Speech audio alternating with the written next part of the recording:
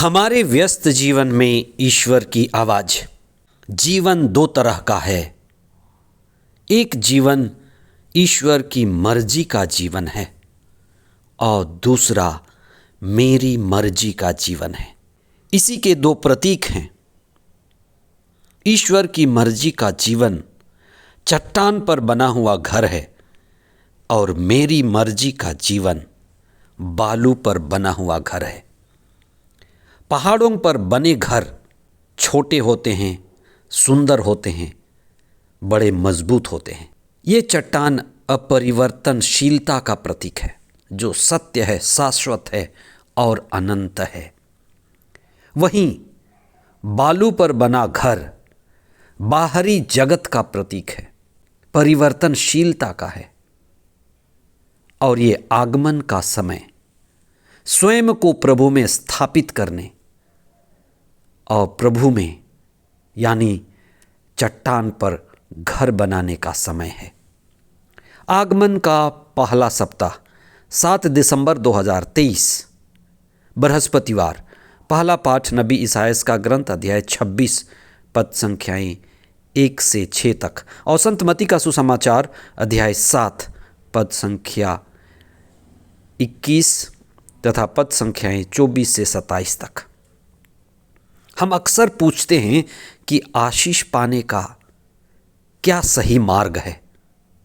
क्या करें कि ईश्वर की आशीष और कृपा हम पर बनी रहे। हम सभी ईश्वर की कृपा पाना चाहते हैं।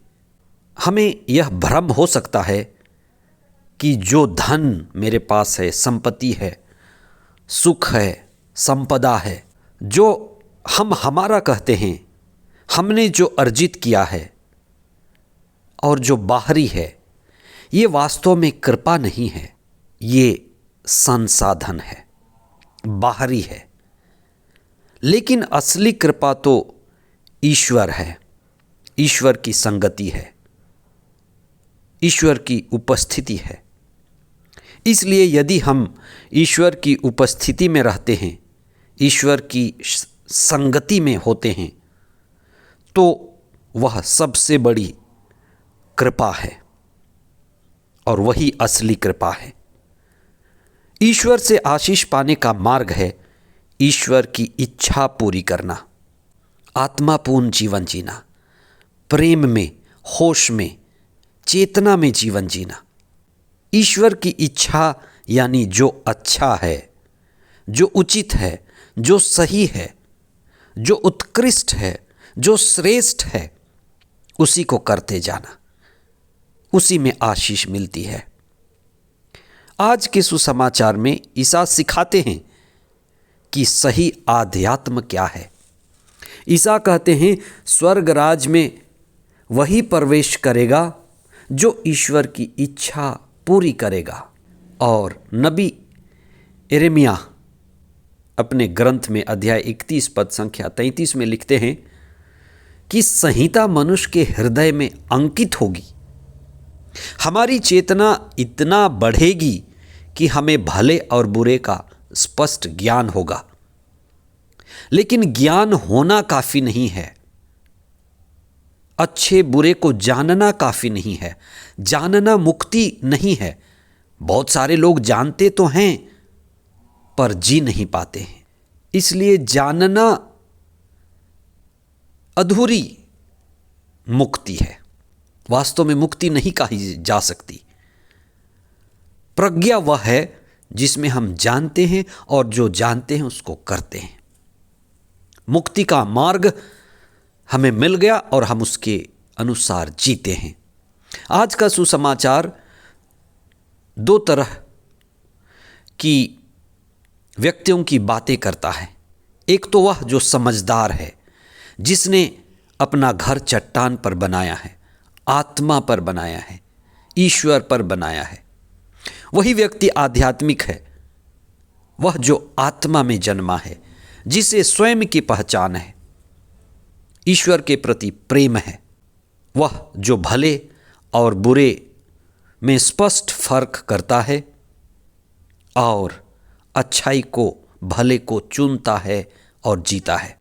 जो भले को चुनता है और बुराई को त्यागता है वही आशीष पाता जाता है। प्रभु ही चट्टान है। जो प्रभु से संयुक्त है वही प्रभु से जुड़कर अपना घर बनाता है।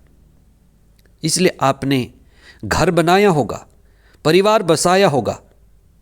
अपने घर को, अपने परिवार को ईश्वर केंद्रित बनाएं, प्रार्थना केंद्रित बनाएं, आत्मापूर्ण जीवन जिएं, चेतना में बढ़ें, चेतनशील बने और जागें। जो जागा है वही प्रभु पर चट्टान रूपी घर बनाया है। इसीलिए आज का पहला पाठ कहता है कि प्रभु ही हमारी सुरक्षा है। जो प्रभु में है वही सुरक्षित है। इस दुनिया में कोई भी सुरक्षित नहीं हो सकता, प्रभु ही सुरक्षा है। इसलिए संत पौलुस कहते हैं रोमियों के पत्र में अध्याय 14 पद संख्या 8 में कि हम जीते रहें या मर जाएं, हम प्रभु के हैं।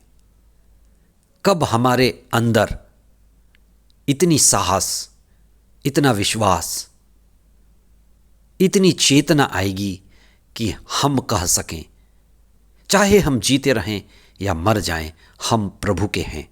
और यही जागना है और यही चट्टान में घर बनाना है। आगमन के इस विशेष समय में प्रार्थना के द्वारा, भक्ति के द्वारा, ईश्वर केंद्रित जीवन जी करके आप अपने जीवन रूपी घर चट्टान में बनाएं। आमीन।